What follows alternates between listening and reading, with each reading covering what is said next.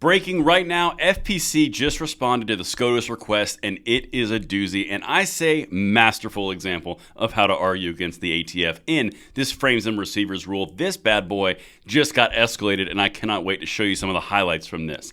If you want to read the entire thing, it's linked in the description box below, and of course, make sure you like the video, subscribe to the channel, and turn the notification bell on. We have got some freedom to spread, but with that said, my brothers and sisters, let's get into this. We have been waiting all day, and this was published 15 minutes ago as of the filming of this video. So this is from the Supreme Court of the United States. This is the Vanderstock versus Garland case. Okay, this is the ATF frames and receivers bad boy. They responded per Alito's request last Friday, right? He wanted it by the end of the day today, and oh, did they deliver. Now, this stay on this is going to go through the end of Friday. That's why they got this to him now. So check this out. Here's a few of the pieces, and like I said, this is gold. So let's get it. The district court currently held that the Bureau of Alcohol, Tobacco, and Firearms has exceeded its authority by seeking to depart from over 50 years of regulatory practice and extend the definitions of firearm and frame or receiver in federal law beyond any reasonable understanding of those terms.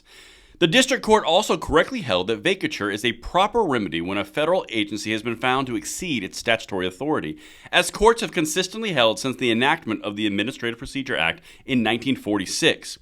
The Fifth Circuit rejected the government's plea to stay the district court's vacatur order with respect to the specific regulatory definitions at issue, and this court should do the same. He's talking to the SCOTUS. Keep that in mind. This entire brief is going to the SCOTUS, but the way that they dismantled the entire piece from the ATF last week is, again, masterful. Let's get a few of the excerpts here. The district court was correct to hold that in expanding the definition of firearm in these ways, ATF exceeded its statutory authority, dead on. Indeed, by seeking to bring within its purview items that facilitate the making of firearms by private citizens for their own use, ATF has sought to fundamentally alter the policy choices made by Congress in 1968. Those policy choices are for Congress, not ATF, to make. Now, that's incredibly important because that's in the introduction. They're laying the groundwork to say, no, all that stuff that the government put forward, it's A, crap, but also they went outside of their purview. They kept the focus where it needed to be. Let's keep going because there's a few things in here you're going to love. The district court correctly held that the ATF exceeded its authority by expanding the definitions of frame or receiver and firearm beyond statutory bounds. They really drive this home.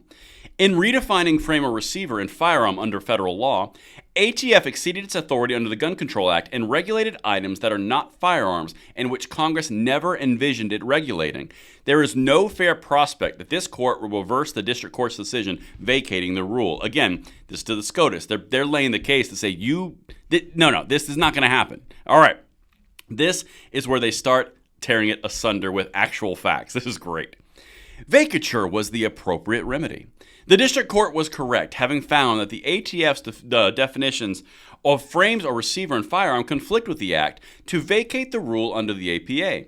The government argues that the district court's chosen remedy was overbroad and the court should have, instead, limited the remedy to an injunction against enforcement of this challenged rule against plaintiffs.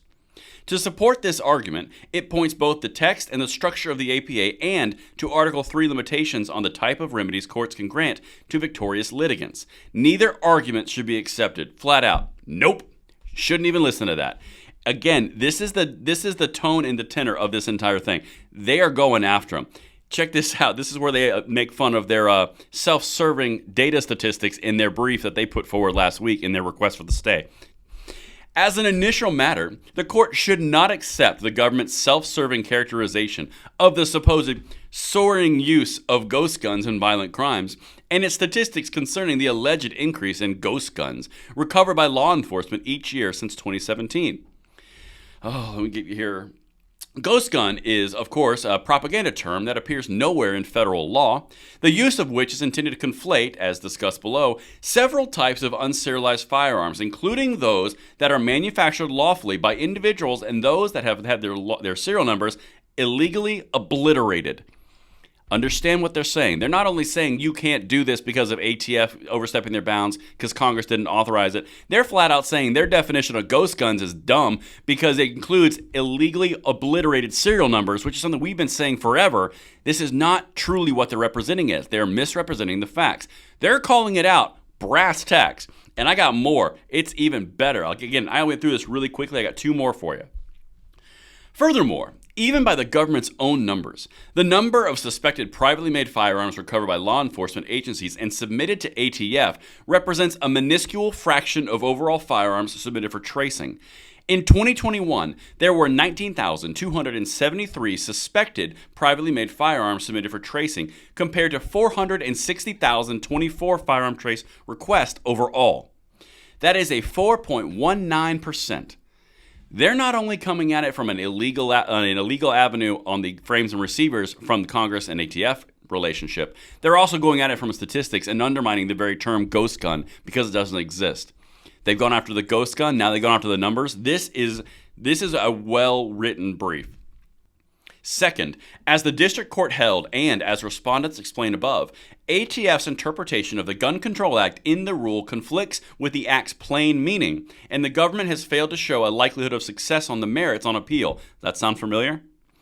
Consequently, ATF has no lawful authority to regulate the products at issue and cannot rely on alleged harms that may purportedly result from vacature of that challenge provision of the rule to obtain a stay of the district court's judgment. To the extent that there is any problem caused by the products at issue in this case, the proper entity to deal with that problem is Congress. Again, reinforcing the idea the ATF overstepped their bounds.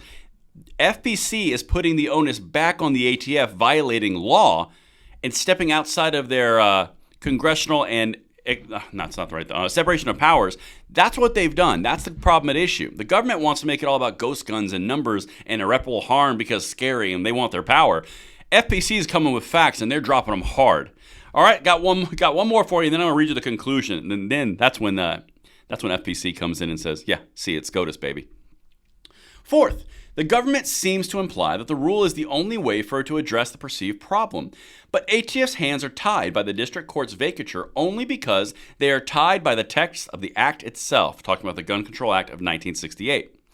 ATF may not first identify an issue it wants to address, and second, redefine terms in a statute so as to reach that problem, if doing so impermissibly exceeds the scope of the statute.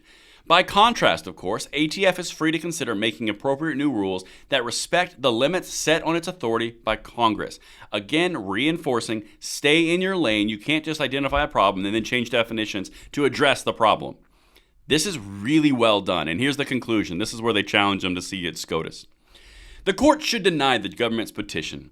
In the alternative, the court should at minimum limit the stay to individuals and entities that were not covered by the preliminary injunctions entered in this case. That's everyone nationwide. In the final alternative, if the court orders a full stay, it should grant certiorari before judgment. Basically, hey, they asked for SCOTUS view. SCOTUS view? I want SCOTUS view too. Let's take this to the court. They just dropped some facts in this one, and they're going right after the jugular. Let me know what you guys think in the comments below, and I will see you on the next one. I'm Braden. See you later.